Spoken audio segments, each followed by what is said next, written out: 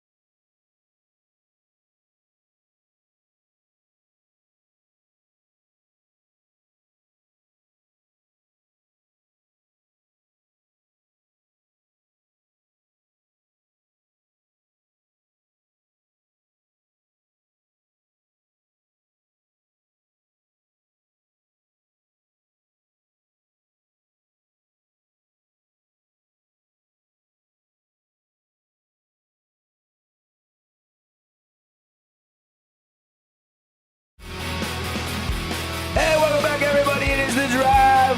Dropping in with us. Thank you. On a Monday morning, we always appreciate you spending some time with us, whether you're getting out to work or getting the kids out to school or whatever the case might be. Thanks for locking us in. Show live on the radio. St. George, Cedar, and surrounding, live on the live stream on our YouTube page, as well as our mobile app or website. Devin, Dixon, Paul Ratliff from the Finley Hyundai Studios. And I want to get everybody caught up to speed. We will do big deal, no big deal coming up here in about 10 minutes. But I did want to get everybody first caught up with everything going on around Southern Utah this weekend in local sports. Monday morning, we do have a lot to recap. Unfortunately, not a pleasant story to recap the 3-game series with Utah Tech baseball down at the Bruce. Hurst Field. They get swept by Tarleton State, Paulie, losing slugfest after slugfest after slugfest, and the pitching just did not hold up. There enough offense to win all three, honestly. Just not enough pitching to win a single game, and so now Tarleton State controls their own destiny. They are clearly the team to beat in the WAC, and Utah Tech at home gets swept. That was only the second time all season the Blazers have been swept in a series. Yeah, it's disappointing for sure, but they definitely fought hard. As far as the outcomes, it was 10-8, 8-7, and 3-2, right? Or no? No. No, I don't remember there being a 3-2 game. Maybe there was. Okay, 10-8 was yesterday. 8-7, and 3-2 might have been game one. I don't remember. You could be right. Okay, maybe I was wrong. All right, I think I was wrong. It's through 6 innings, it said, too. They had the lead through 6 innings. Yeah, I think it was a little bit more scoring than that. It was a lot of scoring in all 3 of the games down there at the Hurst. And look, is there still time to recover from this? Yes. They lost 10-8 yesterday. Tarleton State's leading the WAC. I thought they were going to salvage that final game yesterday, but you're right. Bases were loaded, no outs, and Finnegan Stewart got a 2-run single to left, and all of a sudden Hudson Manwaring followed that up on an RBI double to right center, and Utah Tech was ahead. Then Ryan Crapel had a 2-run single. They were up 5-3 yesterday, but didn't last long. Tarleton State drove in 5 runs in the top half after the Chris Ricard homer, and was 8-5. Petey got things going, cut it to 8-6, but a couple more for both sides, and it ended up being a wrap there with Utah State losing that final game of the series yesterday. I was keeping a close eye on this one, and now Utah Tech and Coach Fate and the guys, even 13 hits yesterday, all the runs, been nice to salvage a game in the series, but now they got to prepare for their final road swing of the 2026 regular season, which will begin this weekend at UT Arlington. So they're going down to Texas for a 3-game set with UT Arlington as they make their way through the remaining WAC schedule. Not much left. They do have still a midweek game coming with Utah on the road. They still got some very meaningful home games, inside of WAC play. But we're getting down to the nitty gritty, and that was kind of a setback this weekend for UT at home. Yeah, I don't think there's any other way you can slice it. Kind of a tough series, but that is the elite of the WAC and Tarleton State. So time to go back and regroup and get ready for the next series. Yep. The high school state baseball tournament, we had a couple games for you last Friday night. We brought you that Pineview Game 1 win and the Dixie Game 1 win. Both those teams went on to win in 2 games on Saturday, so they are both moving on. The only team, by the way, Dixie won the game I was at 11-5, and then in Game 2, Jordan Andreas, she goes the distance, and they win 9-5. In your series that you were at, Paulie, you were over there with Caden at Pineview. Pineview won, I think it was 6-5, a kind of a thriller in Game 1, and then blanked East 7-0 in Game 2. Yeah, the Game 1 we did was a lot tighter than, of course, the second game. I mean, they obviously opened it up a little bit on East and the Leopards in the second game, but the first game was tight. Parker Heath with the walk-off. It was a kind of a rough sequence there as East had really battled back a number of times, and you thought, is Pineview going to win this game at home? And then finally, Parker Heath delivers the big double to win the game. But man, that had me on the edge of my seat throughout the entire duration of that one. Good to hear that Pineview got the game 2 win and they're moving on. Yep. By the way, back to that Dixie series Friday night, they were down and had to come back. They were down 5-1 in the 5th, and Espley had a huge 2 RBI double. Franco had a nice RBI double. And then Weston Gilmore provided the knockout punch when he went grand salami. Yeah. And Dixie moving on. One of the more interesting series, I think, in the Super Regionals, Dixie moves on to play Mountain Crest. Mountain Crest had an up and down season. Really kind of an unpredictable season. I was looking at their schedule, and I'm like, how do they win these games and then lose these? I mean, I don't know because I don't have a beat on them. I have to make some phone calls and get some more information. But interesting matchup. That's the 8-9 matchup. Mountain Crest and Dixie. Pineview will move on to play Bear River. Bear River took care of or had a bye. They were the 6th seed. Other matchups include Crimson Cliffs hosting Orem. That is the 7-10 matchup. Orem beat Highland, but it went 3. They won games 1 and 3, lost in the middle there to Highland in game 2. Desert Hills, the 2 seed, they will face starting Thursday night Stansbury. Stansbury is the 18 seed. They beat the 15 seed Uinta. That one also went 3. Cedar taking care of business. How about the day last Friday night? How about him? Unbelievable performance. 3rd highest RBIs ever in a high school baseball game. Yes. I mean, are you kidding me? 3 home runs, okay, including a grand slam. Like, that does not happen very often. And I was just blown away. Peyton Ludlow is the 3rd baseball player in Utah State history to hit 10 or more RBIs in a game. The other 2 instances that it happened were both in 2004, and they both involved players from Southern Utah. Yeah. Dallin Staley, Canonview had 11, and Raleigh Birmingham, who I know Raleigh, I played some softball with Raleigh, had 10 for Panguitch.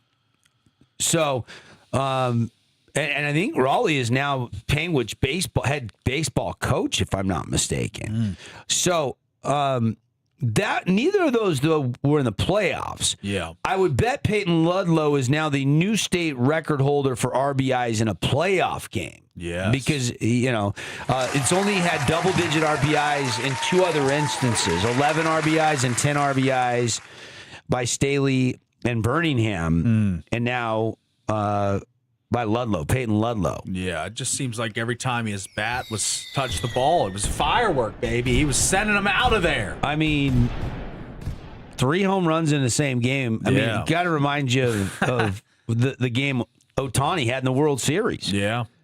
Where people were calling it the single greatest game ever played. Cedar wins that game 1 when Ludlow went bananas. He swats in 10 of their 15 runs. They win 15-3. They turn around and eliminate Bark City with a 10-7 win on Saturday. So Cedar will now have to get on the bus, go up to Ridgeline to take on the number 4 seed. That'll be the 4-13 seeded matchup in the Super Regionals. That'll be a best of 3 from up in Cache Valley.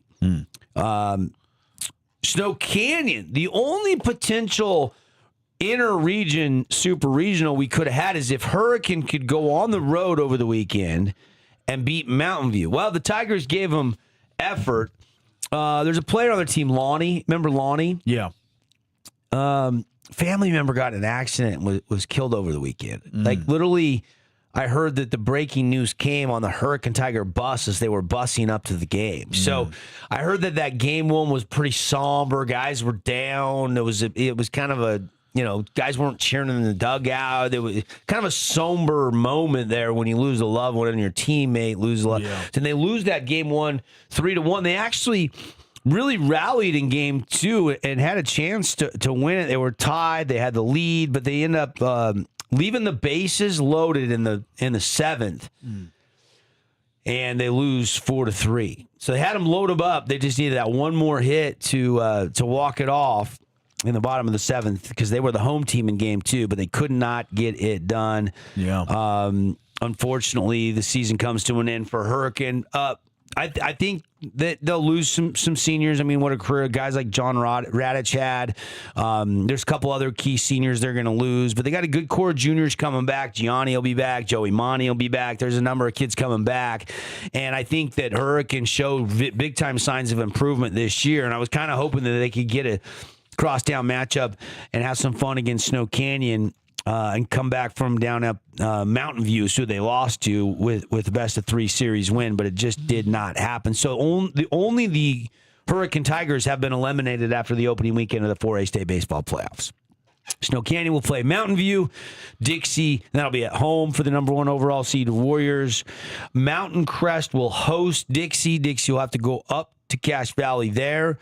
Cedar is likewise going up to Ridgeline. Desert Hills hosting Stansbury, Crimson Cliffs hosting Orem, and Pineview will have to drive up to to Garland, Utah, actually, and play Bear River, the Bears. So those will be your matchups. The other matchup that does not involve a Region 9 team, and there's 2 of them. Provo Skyview will play each other. That is the 5 Provo, the 21 Skyview. Skyview upset Green Canyon. And then Timpanogos Juan Diego. Juan Diego beat Desert Peak, but it went 3 series, 3 games in that best of 3 series. So those are your only 2 super regionals. That'll be this Thursday and Friday. And then, of course, they'll give them Saturday, Sunday off. Hopefully have some time with mom, then get on the bus Sunday at some point and get up to the 4A state baseball game. We got games starting at 11 a.m. on Monday from Gates Field at Kearns High School. We got an 11, a 1:30, a 4:30, and a 7 o'clock game. We're going to be busy with 4 games, and we'll have all 4 of them for you on the Fan Sports Network and on KSLSports.com on Monday. Paulie will be up there. Are you looking forward to get up to the state baseball tournament? Yes. Yeah, me too. Forward to it. It's always fun. And then, of course, 4 more games Tuesday, probably 4 more games Wednesday. We don't know on Thursday if we have to play any or 1 or possibly 2 because it's a true double elimination tournament. It just depends on how it plays out. And then we know the best of 3 championship series will start Friday night at 7 o'clock. So, And then game 2 will be Saturday, and then if necessary, immediately following game 2 on Saturday, and we'll have a state champion in 4A baseball crowned on the 16th. There you go. Your brackets are updated, baby. Got to take a break. When we come back, oh, baby, big deal, no big deal. We'll span the globe. Weekend storylines. We'll tell you what mattered, what didn't when we come back. It is The Drive.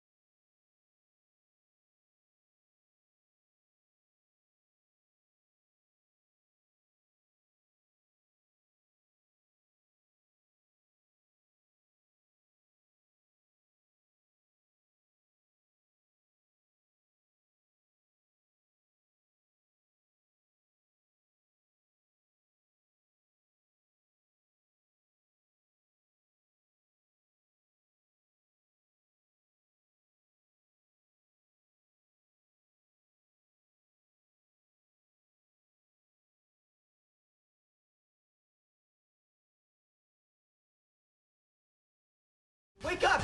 Wake up! There's a jungle cat in the bathroom! Okay. The Drive. Slingshot engaged. Revving up your morning. Now on the Fan Sports Network.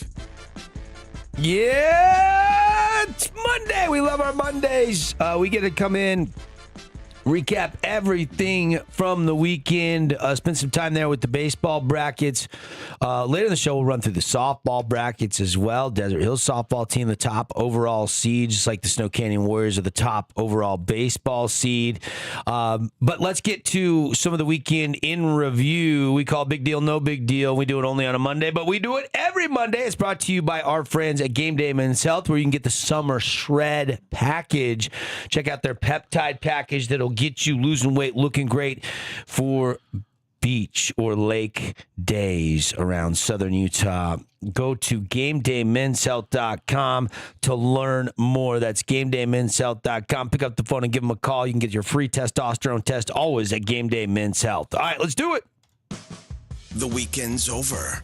Shake off that hangover. How much have you had to drink, man? Oh, how much have I had to drink? What are you talking about, Willis? If you missed anything, we got you. What, is this some kind of joke? It's time for Big Deal. I'm kind of a big deal. No big deal. Nobody cares, Sean. Nobody cares. Right now. All right, let's get started here, as had quite a litany of topics in the sports world over the weekend. And let's start in the NBA. Really haven't talked much NBA to start the show. How about this? The Detroit Pistons power past the Orlando Magic. They advanced to the second round for the first time since 2008. I feel like that was when like Ben Wallace and Tayshaun Prince were on the team. So big deal, no big deal. Detroit, who's done it the right way through the draft, building through high picks, like kind of like the Jazz model, they advanced to the second round. First playoff series win for Detroit in years, it feels like. I can't even remember the last time Detroit was winning in the postseason. It had to be 15-plus years ago, right, Paulie? Maybe 20 years ago? Yes, 2008. So, yeah, it's been about 18 years. 18 years ago. They come back from down 3-1 to win Game 7. The Magic, give them credit. They fought. They scrapped without Wagner. They were a little shorthanded, but this was all Detroit. Two separate 3-1 comebacks in the same weekend, and 2 Game 7s yesterday, both and Saturday, both capped off the comebacks. The other one, Game 7 chaos, was Philadelphia coming back from down 3-1 to win. And so that's crazy. The Detroit comes back, the 1 seed, everybody was panicking. Everybody's hitting the panic button, thinking it was just a regular season team. And then Cade Cunningham and company take over and come back. Philly does the same, shocks the Tatumless Celtics. So we had a couple really good Game 7s in the NBA with a lot of wrinkles in the series. Entertaining playoffs. Hockey, we had a couple Game 7s as well this weekend. It was a lot of fun to get. The first round has been great in the playoffs. Yeah, I would agree. I would say it's a big deal when you have in the same weekend. I mean, the bottom line is 2 separate 3-1 comebacks clinched in the same weekend. That almost never happens. You saw a rarity in sports this weekend if you watch the NBA. That's right. I agree, because as far as the Pistons go, I've been intrigued by them for a while. They've been building this team. They were one of the worst in the NBA just like 5-6 years ago, and now here they are in the playoffs, and it kind of gives you hope as a Jazz fan. Detroit's not a massive market. It's not a big free agency destination, but they have built through the draft. They found the right pieces. Cade Cunningham's a superstar, and they're on to the second round. I think it's a big deal. All right, let's go to the next one. By the way, matchups now, Knicks, 76ers in the East, and then Pistons will have the Cavs in the East, and then out West, it's OKC and the Lakers, and then the Spurs and the Timberpups, and they should get Ant-Man back for this series. Yeah. Is what I'm hearing. So those are the matchups moving forward. Nice. All right, let's go to the high school baseball scene. Want to touch on a specific team because St. George News, Eric Gould, who we had on Friday, his dark horse was the Pineview Panthers. They defeat East, and now they move on to play one of the tougher teams up north in Bear River. Big deal, no big deal. The run that the Panthers can potentially make if everything lines up for them. I think this is a really talented team. They're hitting it. Raiden Hunt had a walk-off. Cash Money Cisneros has been incredible. Porter Campbell has been the model of consistency. You know, their middle infield is doing some nice things with DeWitt.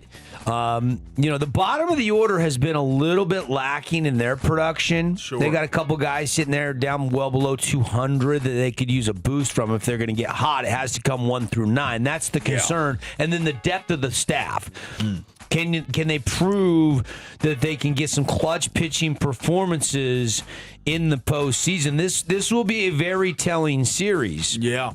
And we will find out exactly how good Pineview is because Mountain Crest has had a pretty good year. Yes. And this is one of those series where you feel like Pineview needs to flex their Region 9 muscles and go up there, even though it's on the road. It's the 8-9. It's probably the most compelling 3-game series out there this weekend because Mountain Crest is 18-6.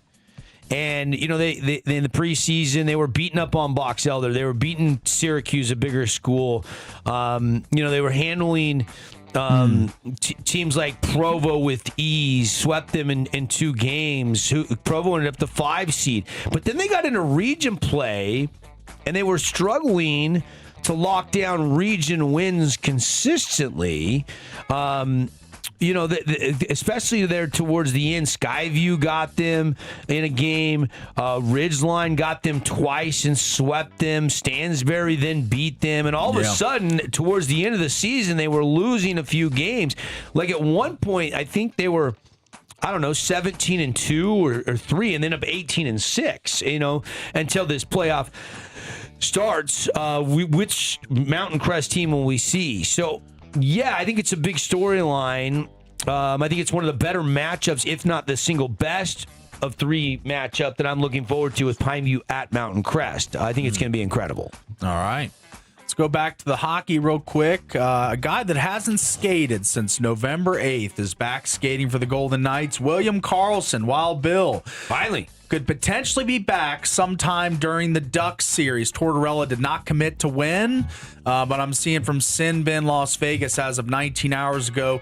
Kelly McCrimmon says William Karlsson is continuing to progress. He's going to practice this morning. He would not commit to whether or not he'll be available tomorrow. This was from last night. Seems unlikely, or the rest of the series. But big deal, no big deal.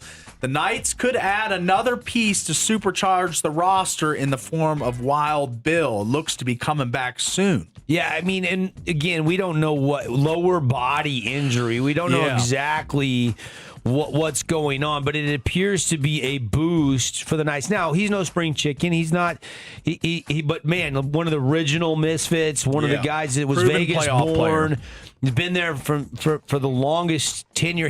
Riley Smith left and came back, and so you're really down to Wild Bill and Shea, right? Yes, Shea Mark's Theodore. so gone. So yes, I think those are the only 2 original. Maybe Braden McNabb as and Braden well. McNabb, Yes. those 3. You're down to kind of a few guys that have been there since that 2017-2018 inaugural season. And so it would be, and Wild Bill's always been one of my favorites, man. Yeah, he's a fan favorite, and I'd assume that if he comes back, he'll give him a big boost, not only on the offensive end of the ice in the O-zone, but he is a really good 2-way player, defending the top lines of some of these elite teams. And the Ducks, with Leo Carlson and some of the high flyers they've got on their team, you're going to want a defensive forward like William Karlsson out there. So hopefully he's back. He was at morning skate last Friday, so he is practicing, and that's the first time in almost 6 months. Correct. Someone's happy to be back, and a lot of someone's, all the Knights fans out there are excited to have the 33-year-old original misfit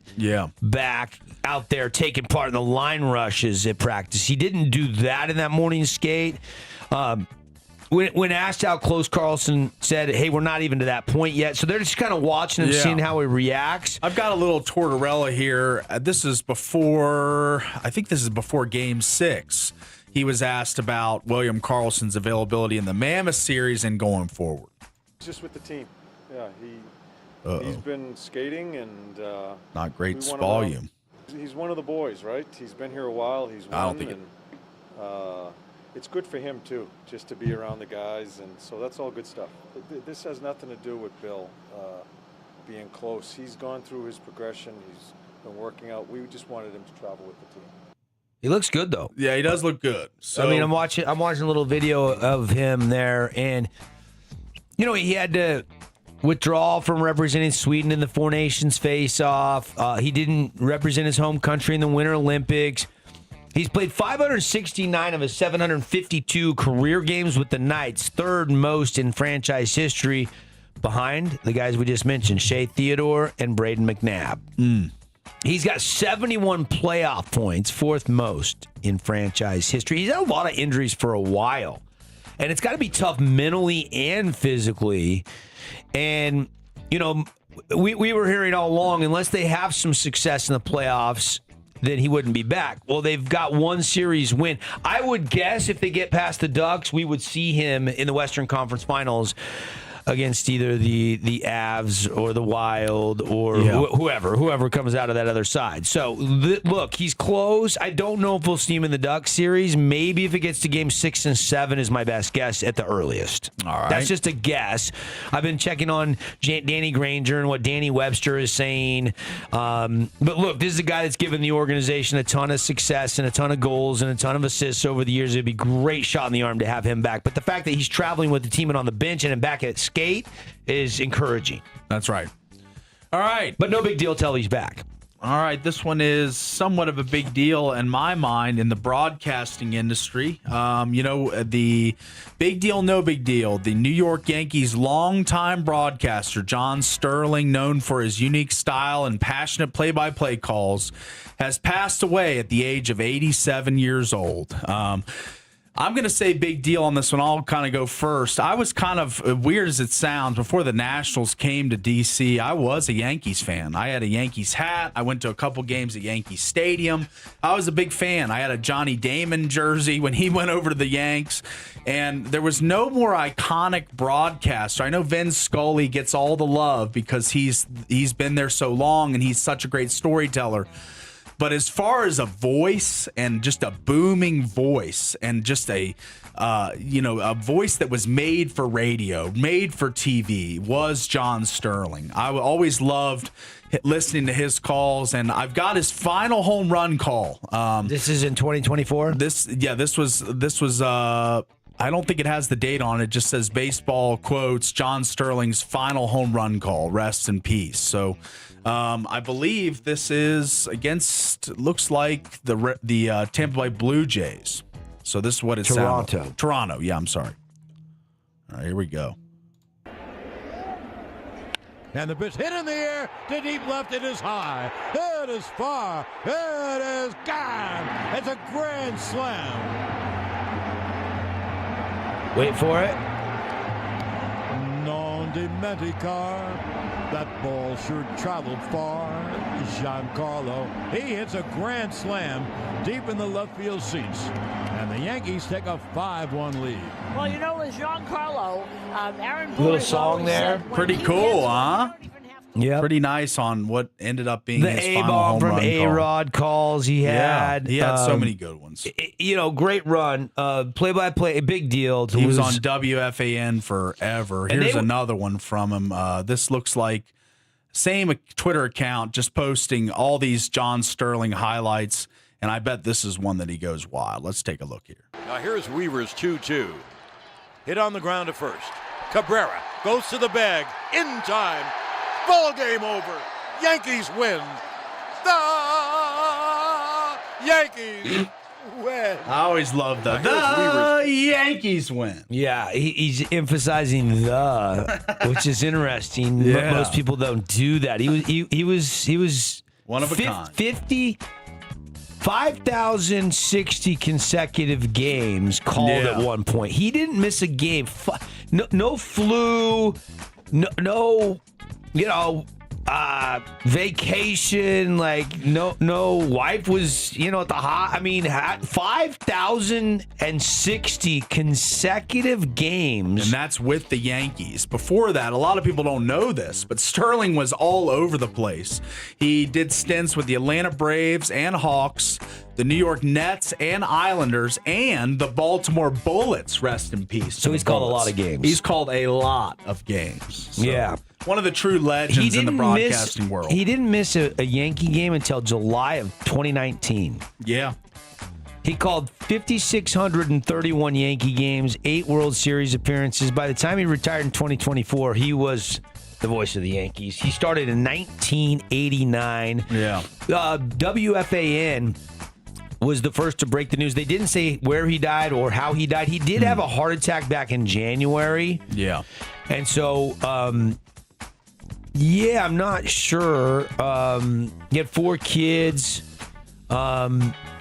He listened to John Sloss, and this was his childhood dream. He grew up in Manhattan's Upper East Side as a Yankees fan, listening on the radio and trying to learn from broadcasters of all types.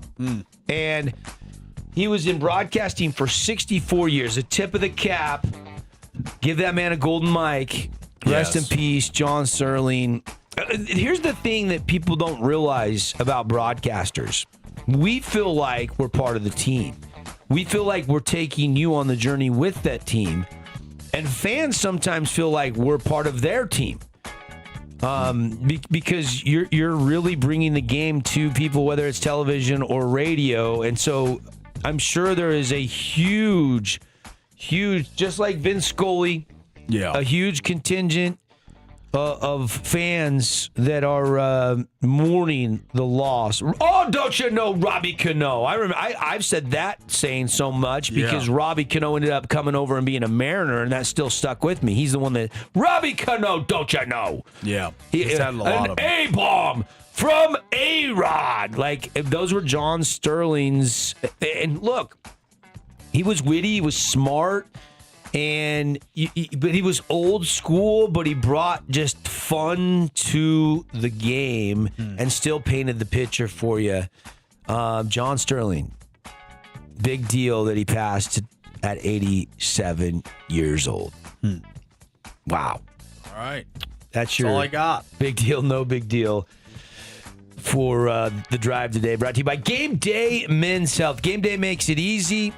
Book your free T-test and reclaim your game. Call 435-265-4223. Ask them about their Peptide Summer Shred Package.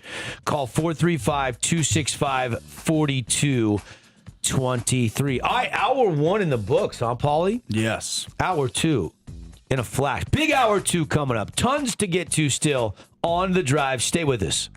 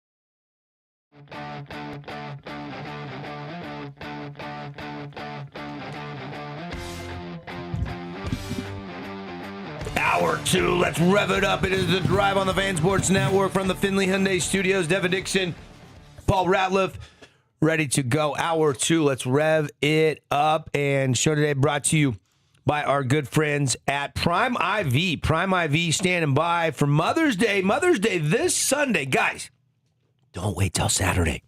Don't do it. Been there, done that. Don't wait. I've got it in my phone today to go get what I'm getting my wife. I'm not going to say exactly what I'm getting my wife, but I will tell you I am on it today. So don't wait. Call Prime IV. Get on down there. How about this? Prime IV, Mother's Day. Get her the Glow bundle. It's the beauty bundle. $95 savings off. Hey, $95 with the savings. You can go get a card, maybe some flowers, and then get her a gift card with that beauty bundle. It's going to come with the Beauty Boost upgrade, zero gravity massaging chairs, and the Glow IV therapy. And get that spring glow for mom. Give her a boost of energy for everything she does for you, for your family. And you're going to just go to the website, primevstg.com, or you can call, or you can even stop by, get that gift card in person down there on Riverside Drive. Maybe a scalp massage add-on, too. Really want to pamper her. A scalp massage and a foot massage at the Eden Spa right there inside of Prime IV. Go check it out. Tell them the guys on the Fan Sports Network told you to stop on by. We've got lots going on in the world of sports today, Paulie. The NBA was great yesterday. I watched both games. I wouldn't say I watched both games in their entirety, but I caught everything I needed to know. And now I'm kind of looking forward to round 2. By the way, Coach Mosley, after the Magic lost yesterday, got fired this morning. So the Magic lose in 7. They blow the 3-1 lead, and Jamal Mosley is let go after 5 seasons. Shams the first to report this. 3 consecutive playoff runs, 23, 24, all the way to 26. But this is the 3rd straight first-round exit. And Paulo Banchero was saying, hey, we've got to get better, and it's got to start in the offseason. It's got to start now if we want to take that next step forward. And I guess Jeff Weltman, who is the Magic president, he signed a contract extension before Orlando's run to the NBA Cup Final Four. He's going to be the guy that is going to be in charge of the team's search for their next head coach. Interesting. 2 division titles, 3 consecutive winning seasons, dealt with injuries to starters, especially the last couple years, and he's out. How do you feel about Jamal Mosley out as Magic coach? Yeah, I think this falls under the coaches can't make baskets. As far as the starters go, and when you look at the Magic team, I mean, they obviously have one megastar in Paulo Banchero, but when you look at the rest of the team, I mean, Wendell Carter, he's fine. Desmond Bane is a good player. Jalen Suggs has been kind of a disappointment for where he was drafted. Jamal Cain, an average player. Like, Mo Wagner is a good player, but was a little hampered by injury last night. Only played 10 minutes, but yeah. But what about Franz? Aren't they both there? Franz Wagner is. He plays somewhere else. I think he's somewhere else. I get those two mixed up. They're brothers. They are brothers. I don't think Franz plays for the Magic anymore. I think he did at one time though. I think they did have the brothers at one, but Mo Wagner didn't play a ton last night. No, Franz is with the Magic. He is? He's out. Yeah, he was out. Misses his 3rd straight game. They lose them all without him. And that's not the coach's fault. Yeah. You got your 24-year-old that is out, and you lose all 3 of those games when you have a 3-1 lead, and now you fire your coach? And Franz is the big loss. His brother's a fine role player, but the only reason he's playing is because Franz is out. Franz is a 20 point per game scorer, so that was a big loss, and probably could have help them in that game to win. If I'm Coach Mosley, I'm like, now wait a minute here. I coached my butt off. We were up 3-1. Like, I can't do anything about injury. I don't know if he was given an ultimatum, like, hey, you got to get out of the first round or you're done. It feels like that was the situation to me. Well, it hurts when one of your best players is out. It kind of reminds me of like the Hubert Davis and Caleb Wilson thing. I mean, Hubert Davis gets fired from Carolina after getting blown out in the first round by VCU. And then, his best player's on the bench for the last 5 games of the season and into the tournament. I mean, I know that Wagner's not the best player on the Magic. That's Banchero, obviously. But to lose your second best player probably is Franz Wagner. I think that is hard to fire a coach when you're missing your second gun in the stable there. So that's tough. That's really tough. I don't necessarily agree with that decision. They're the 8th seed. Yeah. Maybe that's part of it. Hey, sure. You're just the 8th seed. We expect more. We went out. We gave a lot for Desmond Bain. Yeah. You got to win with who you got. I don't know. This feels like there was an ultimatum given to Mosley, and then he had to win this series to keep his job. Maybe and he some couldn't expectations that weren't met. That's what it feels like. Maybe so. Because, man, you look at they had Detroit on the ropes. Everybody's talking about the Detroit meltdown. How did they win 60 games? And they can't even get out of the first round, and they're built for the regular season, but not the playoffs. And, is Cade Cunningham, big enough superstar to lead them back 3-1? And he is now 116-94. Detroit wins the series 4-3. And I think Cade Cunningham's kind of announced himself to the NBA world as, if you haven't known that I'm a star, he's this year's version of Tyrese Halliburton. He is. 32 points and 12 assists in a Game 7 is something you can't understate. That is a massive line for their superstar. The other Game 7 yesterday, Toronto got off to a good start in the first quarter, had a lead, was tied 49 at the half. But there's something about playoff Game 7, Spida Mitchell, and being at home. The home team won every game in this series. So up north, Toronto was taking care of business. Incredible comeback win on Friday night, to be honest with you. It hit the top of the iron, went like 10 feet in the air, and dropped through the net for a walk-off game-winning three-pointer. Yeah. R.J. Barrett's turned into a nice player. Scotty Barnes has turned into a nice player. They're missing their starting point guard. He's been out with injury. But Jarrett Allen, when you get a guy like Jarrett Allen that goes and does something that only LeBron had done in Cleveland, and that was over 20 points and over 15 rebounds. He goes 22 points, 19 rebounds. Big game. Yeah. I mean, with him and Evan Mobley, that's a pretty dominant front court. And, Donovan Mitchell goes for 22 and didn't shoot it great from 3, but still made enough athletic plays, got people involved. Looked to score it more, took 20 shots. That's a game high. And it's not even close. Behind Donovan, the next closest in shot attempts was Jarrett Allen with 11. So he took 9 more shots than the closest Cav, and they win by 12, 114-102. And a very efficient night for James Harden. 18 points, not the greatest field goal percentage, but 11 of 13 from the line. That's what he does. He gets there. He gets his shots, free throws at the line all the time.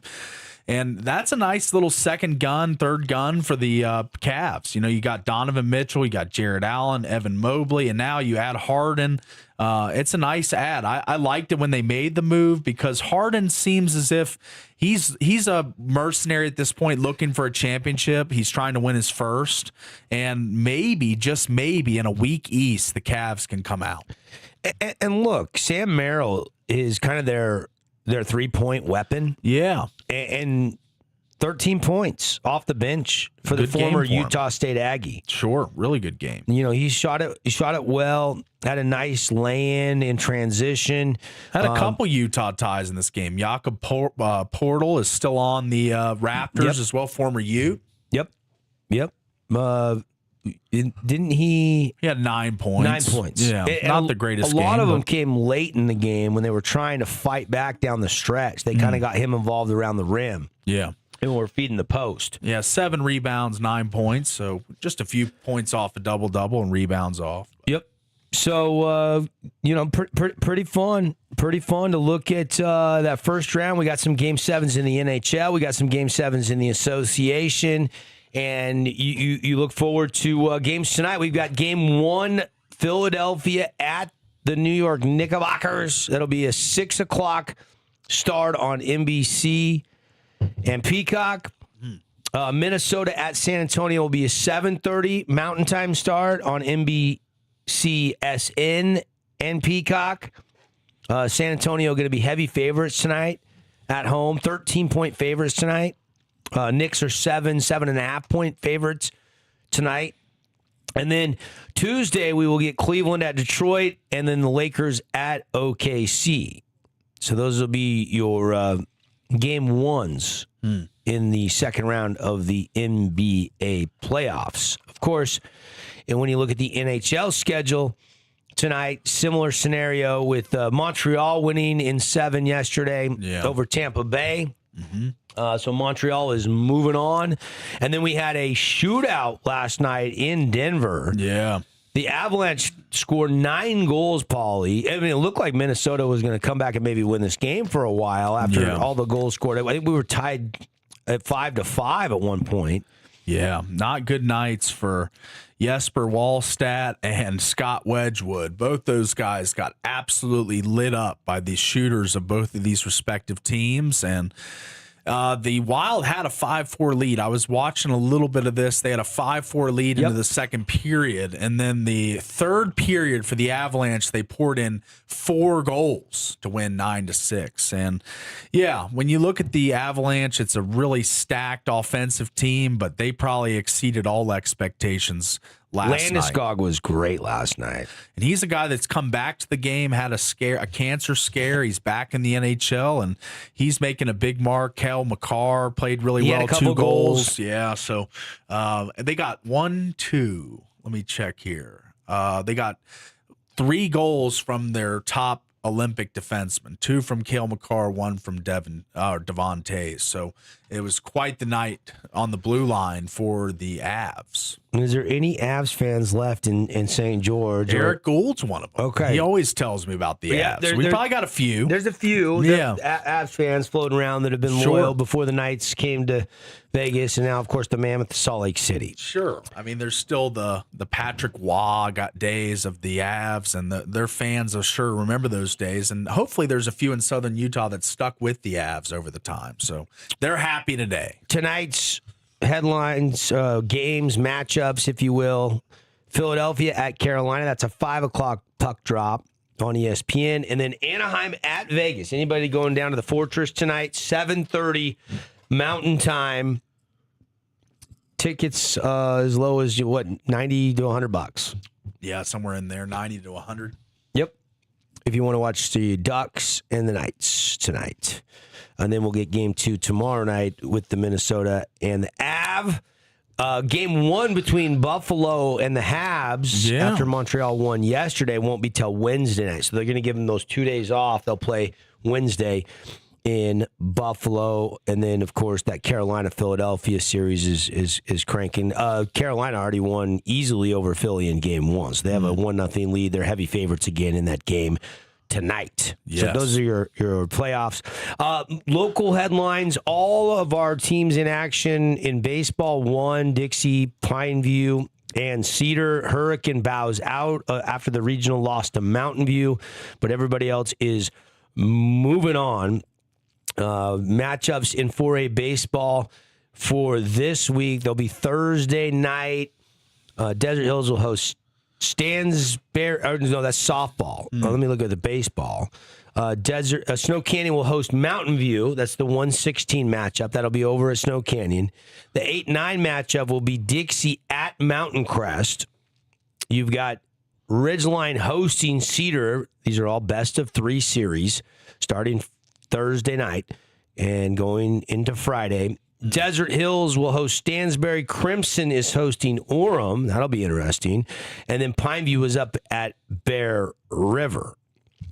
Speaking of softball, since I started down that road, Desert Hills, Lulu West, Riley Green and company, they are the number 1 overall seed. Stansbury beat Murray, so Stansbury is coming down to Desert Hills for a game on Thursday. You're going to have a few venues like Desert Hills where you're going to have baseball at home and softball at home on Thursday and Friday. You've got Hurricane that beat Pineview, and they will take on Ridgeline now on the road in the Super Regionals. Dixie gets Cedar after Cedar blew out Provo 14-1 and 20-1. So a red-hot Cedar team coming down to Dixie for the Super Regional. So we got an inter-region showdown there. Desert Peak will come down to Crimson Cliffs. And Snow Canyon, the 19 seed, it's been a little rough year, but they took care of the 14 seed Juan Diego 18-3, then lost 18-8, but then bounced back in a thrilling game, and they won 10-8 up at Juan Diego. So they are now going back up on the road to Uinta to play the 3-seeded Uinta Utes. Those are your softball matchups. By the way, there was some really good stuff at the region track meet. Of course, the state track meet will be the 14th, 15th, and 16th up at BYU. But Fong from Pineview broke her record on every throw and sets a new state record in the discus. Nice. You had Eli Williams tearing it up. You had over at Snow Canyon. What can't Miss Snow Canyon do? I mean, Kiara Sam Fong was incredible. She was the top female athlete at the BYU meet over the weekend. The top field athlete was Eli Connolly, and the top female track athlete, Snow Canyon's Millie Nadal. Nice. So, incredible banner year for Region 9 track. How about this? Kiara Fong actually threw 5 feet further than her cousin, Ethan, and he took 6th in the boys' discus. Wow. That's bragging rights. That's pretty cool. So she shattered at BYU her all-time state record 3 times, actually, in the discus. Final throw measured 167 8.5 inches. 167 feet, 8.5 inches. That is the state record for Fong over at Pineview. By the way, our reigning Finley Subaru Athlete of the Week, we just gave it to her after she broke the record last week again. Rightly so so. This is the 3rd time she's broke her own record this year. Nice. Mentioned Utah Tech baseball. Unfortunately, couldn't find a win in the win column in that crucial 3-game set with Tarleton State, losing all 3 games at the Bruce, and now they go to UT Arlington for a 3-game set this weekend, and that kind of changes the way the WAC baseball standings look just a little bit, Paulie. Yeah. When you're at home, I mean, Tarleton State was coming in, and I think they were 8-4, and Utah Tech was, I want to say, 6-3. And then you lose, and now you've got 11-4 your WAC leaders after 3 road wins. That now there's some huge separation, and all of a sudden the Trailblazers are 6-6. So now they're behind, Tarleton State and Cal Baptist and some of these other schools. So got a little bit. And that's going to make that 3-game road series against UT Arlington very crucial for Coach Fate and the Blazers to get a good seed heading into the WAC tournament was just around the corner. So those are some of your sports headlines. What's trending on a Monday? The only real NFL news over the weekend, George Pickens signs that $27 million contract extension. Is he staying put, Paulie, now? Is that means? Or are they going to trade it's just him? A franchise tag. They tag him, but are they going to trade him? A lot of smoke around that. Yeah, maybe. So we'll see. F1, Kimi Antiloni wins the Miami Grand Prix at 19 years old. His 3rd win of the season. If he gets the pole, he wins. Cam Young wins signature event on the PGA Tour. He tames the Blue Monster. I think it was 19 under. And Scotty Scheffler, I think, ended up 14 under, a 5-shot win for Cam Young. He just tore it up. Second win this year. He jumps up to third in FedEx Cup points on the PGA Tour.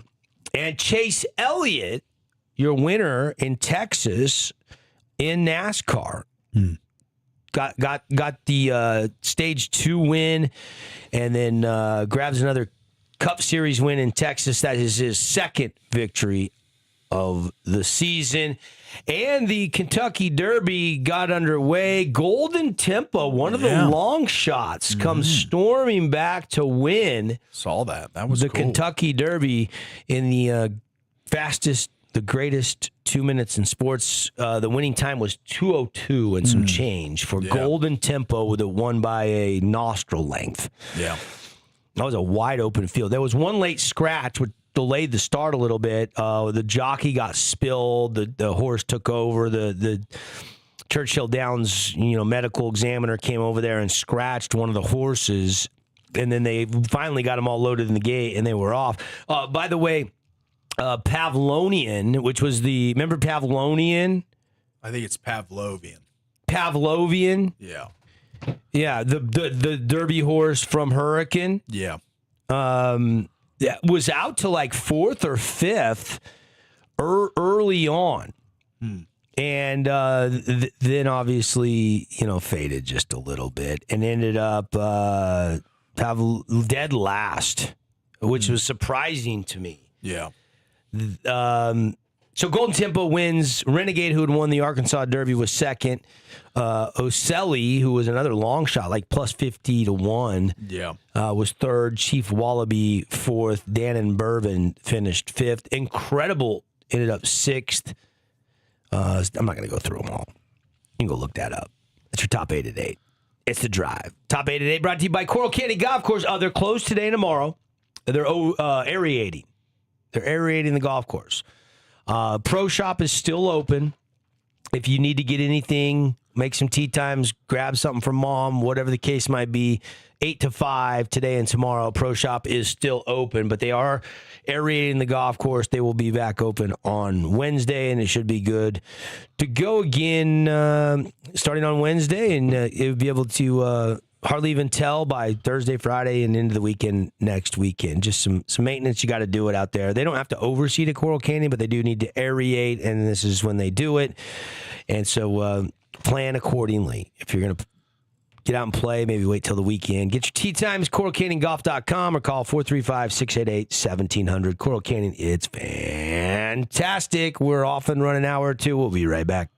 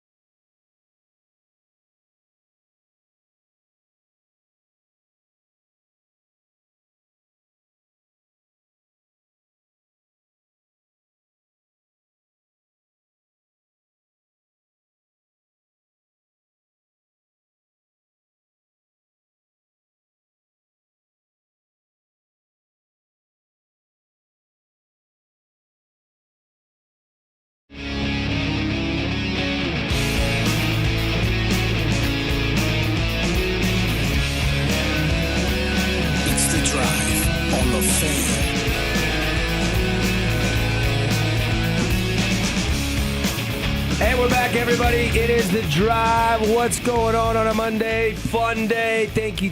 We love our Mondays. Thanks for locking us in, loading us up, as I always say, and we appreciate you dropping by the show. Devin, Dixon, Paul Ratliff in on The Drive here on your only live local sports talk show in town. We've covered a lot today. We haven't got to a Ducks Knights preview, but we'll get to that coming up next segment with Game 1 tonight, but we did kind of recap what a great season it was for the Mammoth and how they took that big step forward, made the playoffs with that loss last Friday. They bow out.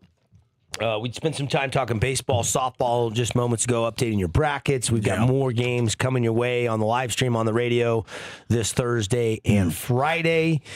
We've also 10 state champions. I mean, you got soccer, you got volleyball, you got lacrosse, you got track and field, and all the state champions within track and field. The spring sports is just a busy time of year, and May is bumping. I do want to remind everybody one thing. If you're listening right now and you know a high school senior, you're a parent, you got a kid in your neighborhood, in your ward at church, you got a kid that you've followed, you've watched. It's a senior that wants to try to go play college sports or just go get a college education.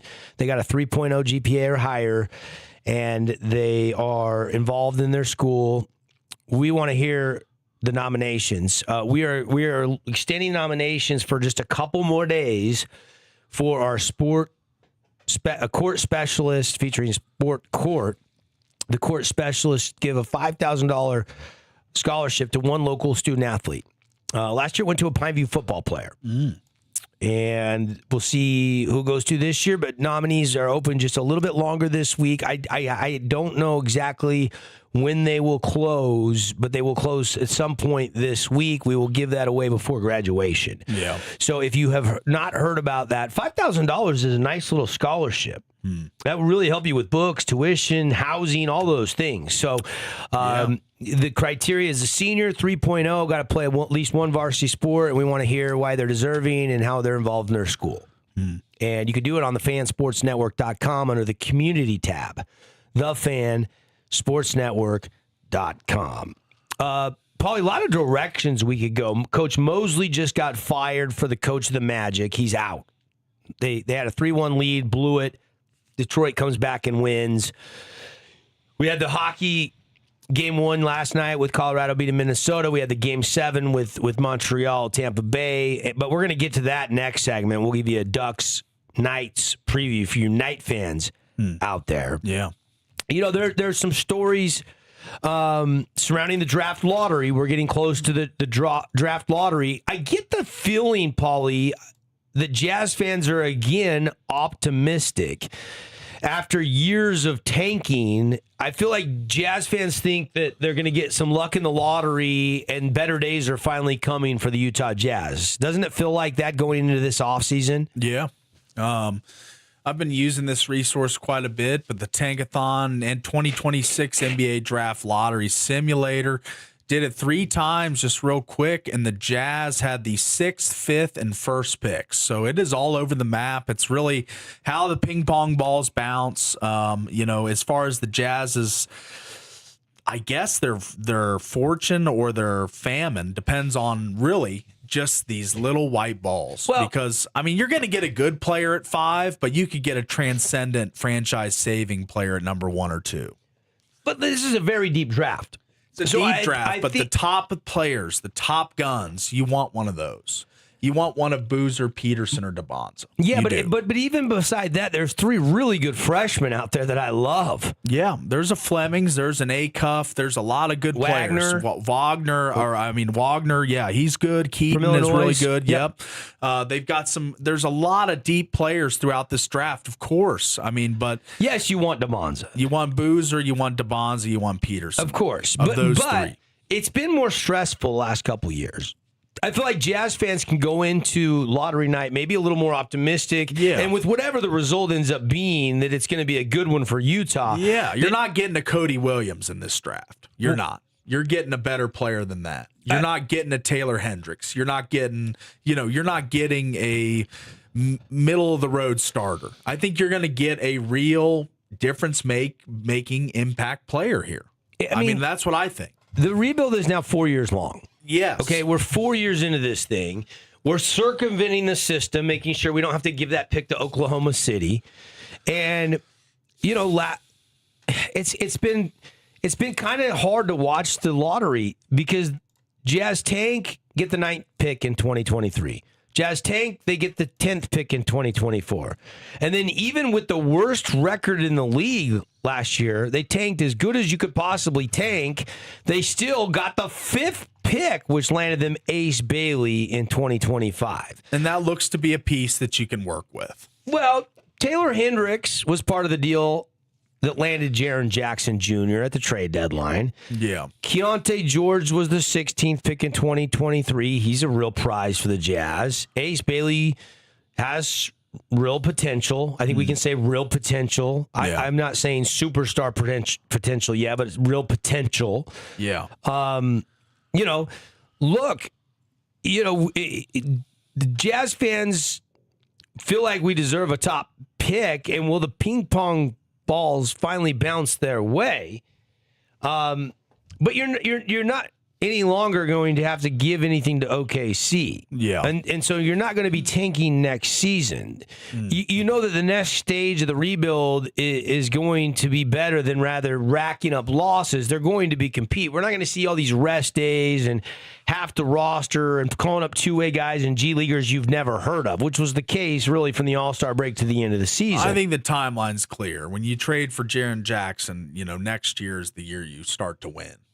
I think to demand 35 wins is not a long shot by Jazz fans. I think they should be demanding 30 to 35 wins next season to show improvement. The draft lottery, by the way, you're going to have to squeeze some time on it on Mother's Day. It is going to be at 1 o'clock on Sunday, Mountain Time. Yeah. So that is where we find out where the Utah Jazz will pick. So a week from today, we're going to be moving from, Jaren Jackson, how does he look with Lauri Markkanen for a full season? We're going to be looking at who should the Jazz take with blank pick. Yes.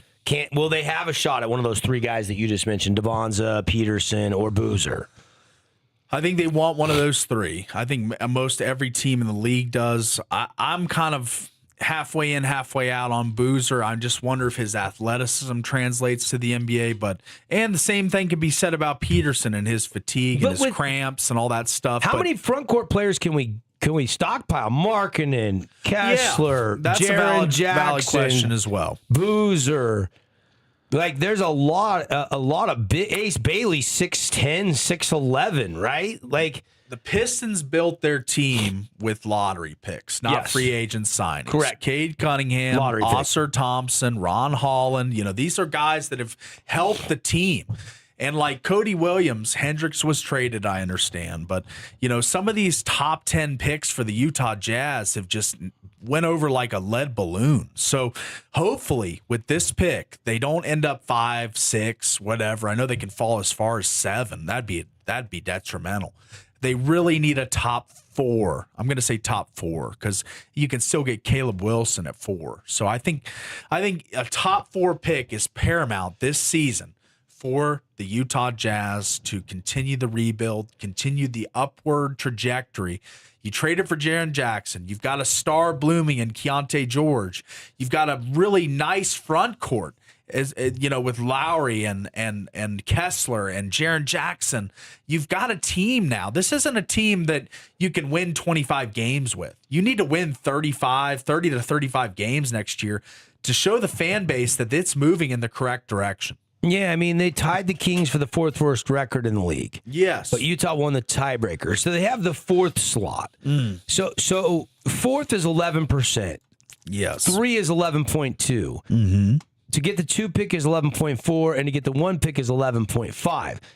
Only a 7.5% chance to get the 5th pick. This is the scary one. 27% to get 6, 17.9% to get 7, only 2.4 to get 8. Yeah. It's not good. It's not good if you fall below 5, 4, 5. Top 5, like you're alluding to, where you can get a top 5 guy, is 52.6. I think if I add those up, that makes you feel pretty good. So this is slightly better than if they had the 5th slot. because that improves it to over 50%. Yeah. So the lottery determines the top 4 picks. Picks 5-14 are set in reverse order regular season records with some adjustments for trades. So look, the top 4 picks, Jazz need to get in it. That's Boozer, that's Caleb Williams, that's DeBonza, and that's Darren Peterson. Yeah. So we'll see this Sunday, and a week from today, we will be yapping about who the Jazz can take because we'll know exactly where they are picking. No, I like it. All right, we'll take a break. Come back. We'll get you ready for the day in sports. What's on the agenda, including Knights Ducks game 1. We'll give a little preview of that tonight. All that and more when we come back. It's The Drive, cruising through hour 2 on the Fan Sports Network.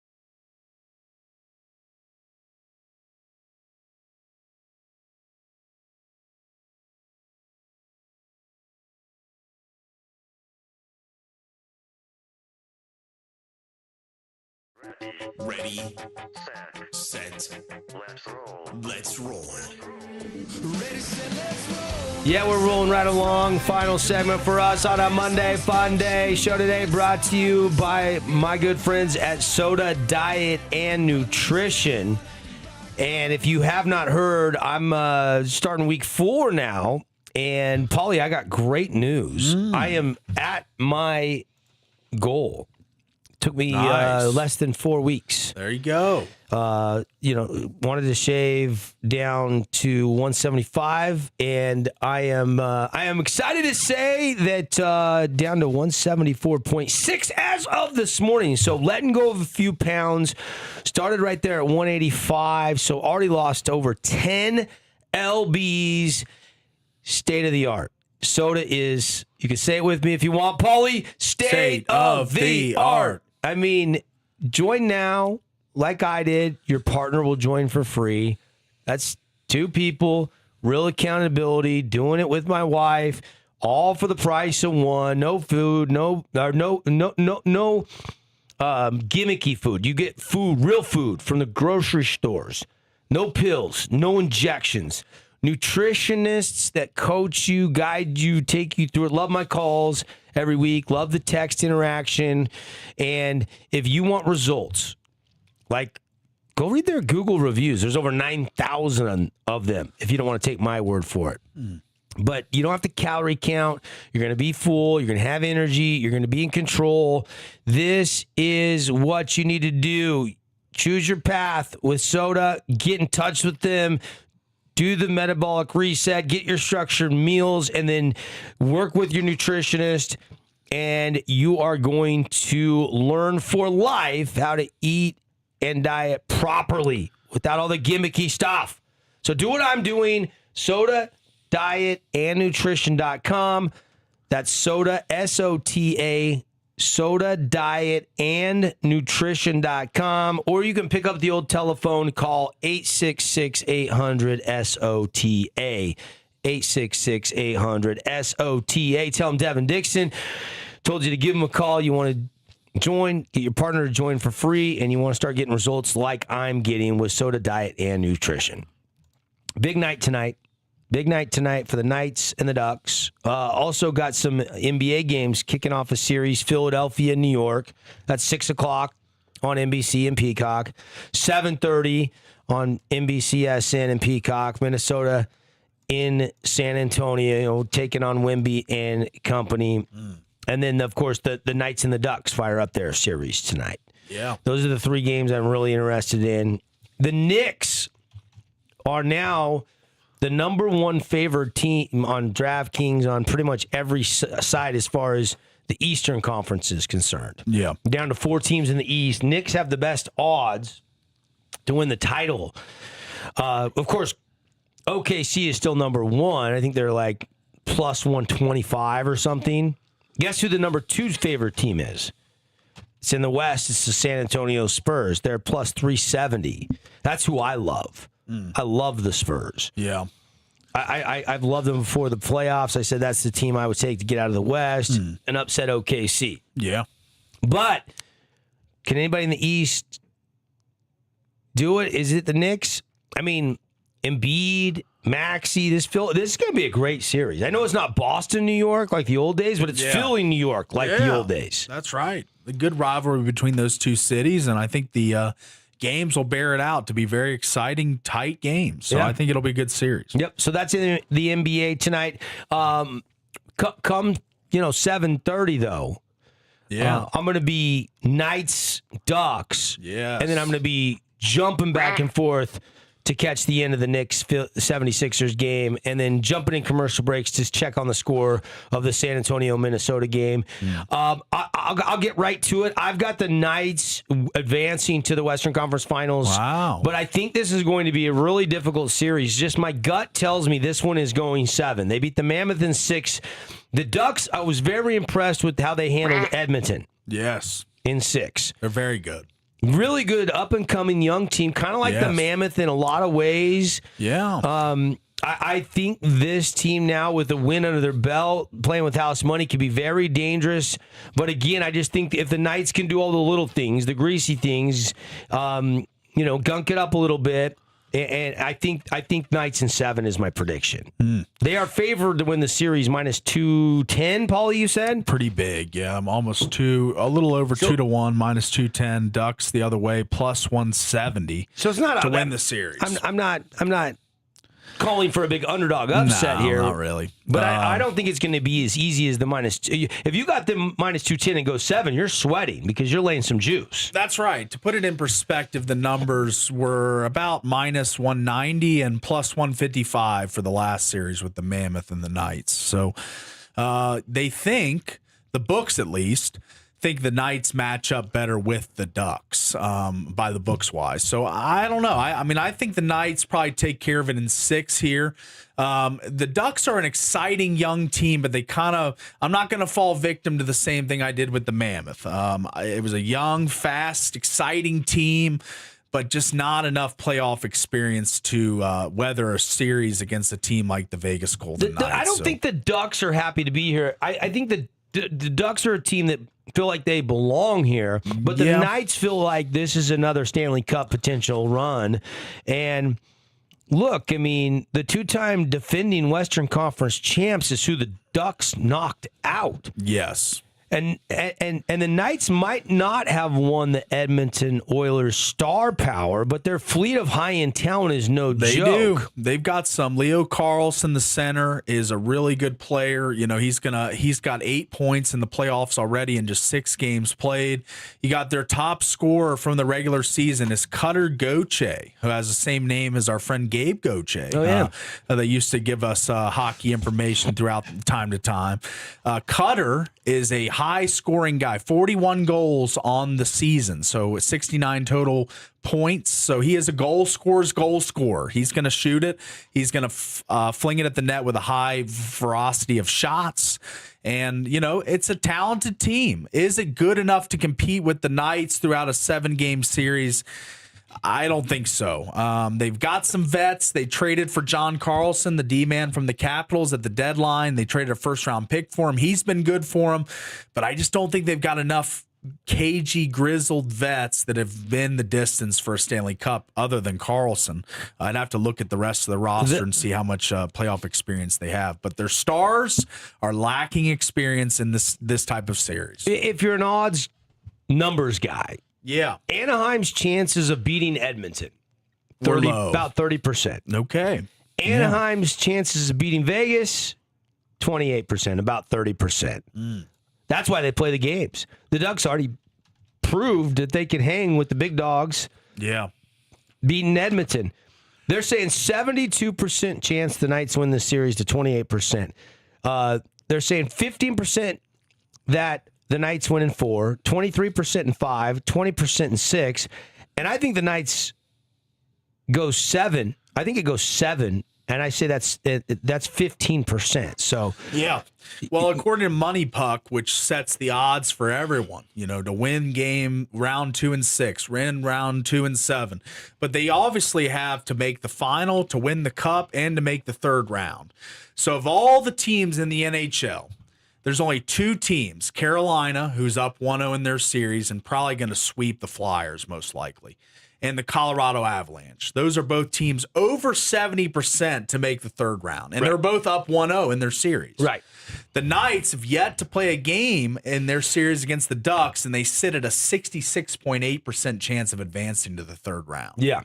That's pretty profound percentage there. So, well, the Golden Knights seem to be peaking at the right time They under do. John Tortorella. and they're healthy. They're getting good goaltending from Carter Hart. They might get William Karlsson back. Like, all things coming up Knights right now. The Knights are good 5-on-5. Nobody was better in the first round at 5-on-5 other than the Colorado Avalanche. Yes. You know, when it's full strength on full strength. Sure. Vegas is heavy favorites for good reason. Puck possession dominance. But the Ducks leveling up, beating Edmonton, make them a very attractive underdog here. They do. For anyone that likes the long shot plays, and this isn't even really a long shot, it's less than 2-1 for a 7-game war that this could be. It might be smart to invest a couple bucks in the Ducks. You know, they are probably not as skilled as the Knights, and their top players like Jack Eichel, Mitch Marner, those high-end guys, Pavel Dorofeev, that can really score. But I think that this group for the Ducks obviously showed something by beating the Oilers. The Oilers went to the Cup 3 straight years, finals. The Ducks defense, and I've only watched a few games, but it seems a little bit chaotic. But the defense, I think, is what separates these two teams. I think Vegas plays with a lot more structure, a lot more discipline. Defensively, I think you saw in those overtime games, the one especially where it went double overtime, they pinched things in. Everybody had their assignments covered. There wasn't a lot of high-risk chances there in overtime or double overtime. A few for the Speedy Mammoth, but not as many as you would like if you were Coach Turnay. Yes. But look, despite everything, Ducks are in round 2. They played to their strengths. They beat the Oilers. It was an up and down. The Ducks had 50 chances in 6 games. They were electric. They want to get up and down. And they were playing a team that liked to get up and down in Edmonton. But I think the play style of the Knights could be the real edge. The penalty kill could be the other. Yes. The old PK. PK was great. The old PK. We are running out of time. This show flew by today, Paulie. Yes. Do we have one more break? No. Oh, yes. Do we really? We do. We do. Mm-hmm. So we are out of time. My goodness. Thanks to everybody for locking us in, loading us up. I got the Knights in 7. I got them winning game 1 6 tonight. Yeah. Paulie saying in 6. Mm-hmm. All right. You guys have been great. Lots more coming up tomorrow. We'll have some guests on the show, and we'll do it again. Tara should be back. It's always free to listen to The Drive on the Fan Sports Network.